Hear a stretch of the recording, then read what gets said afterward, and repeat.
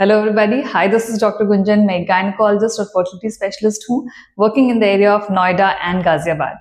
और ये बहुत commonly asked question है कि क्या IVF में हमेशा twins ही होते हैं? तो ऐसा नहीं है, but yes, क्योंकि एक सिंगल एम्ब्रियो के इम्प्लांटेशन के चांसेस IVF में 30 to 40% होते हैं. तो हम जब 2 एम्ब्रियोज ट्रांसफर करते हैं तो हम कहते हैं कि कुल मिलाकर जो IVF का सक्सेस रेट है वो 60 to 70% है कि एक नहीं तो दूसरा एम्ब्रियो तो एटलीस्ट इम्प्लांट हो जाएगा।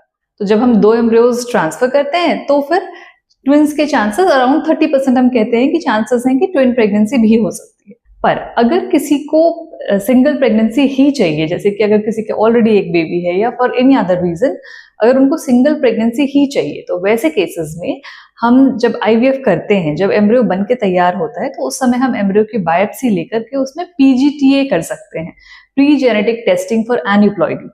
यानी कि हम चेक करते हैं कि वो एम्ब्रियो जेनेटिकली ठीक है या नहीं, और अगर वो एम्ब्रियो जेनेटिकली ठीक है तो वैसा एम्ब्रियो अगर हम एक भी ट्रांसफर करते हैं तो आपके सक्सेस के चांसेस मच बेटर होते हैं।